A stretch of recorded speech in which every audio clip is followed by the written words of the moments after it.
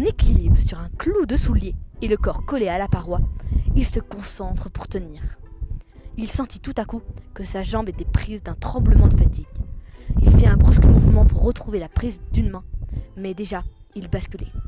Ses doigts griffèrent le gravier sans l'accrocher, et il tomba à la renverse sans pousser un cri. Bonjour les petits lacs et bienvenue en haute montagne. Voici quelques lignes du roman Premier de cordée, écrit en 1941 par Roger Frison-Roche. Originaire de Chamonix, Frison-Roche était à la fois guide de haute montagne, explorateur, conférencier et écrivain. Nombre de ses romans parlent naturellement de la montagne et de l'alpinisme, mais certains trouvent leur source dans le Sahara comme Djebel Amour. Le roman Premier de cordée met à l'honneur les alpinistes, leur sens de la solidarité où il faut veiller les uns sur les autres, ainsi que l'importance de celui qui est en première position, le premier de cordée. Chez Frison-Roche, c'est son expérience qui raconte, et cela ne vient pas de l'imagination. Et tout cet amour de la montagne se retrouve mêlé dans un magnifique récit d'aventure, celui de la famille Servat. Dans cette famille, on est guide de haute montagne, de père en fils, depuis des générations.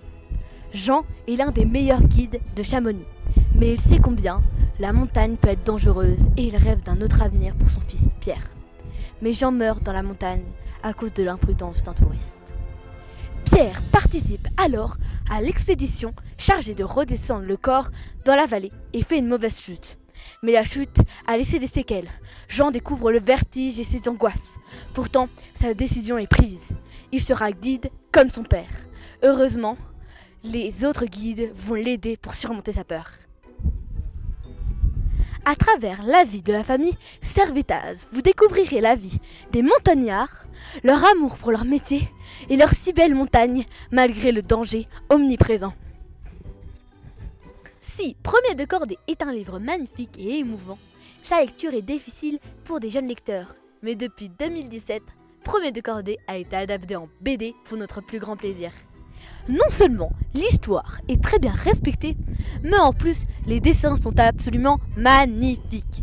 Nous le devons d'ailleurs à Pierre-Emmanuel Dequeste, illustrateur pour la presse jeunesse depuis une vingtaine d'années. Si jamais vous aimez cette BD, sachez qu'il y a également 2 suites qui ont été éditées, Retour à la montagne et Grande crevasse. Et le jour où vous vous sentirez prêt, vous pourrez plonger dans le livre ou, comme moi, partir à l'aventure sur un glacier de haute montagne. Belle semaine à vous les petits lacs, au revoir.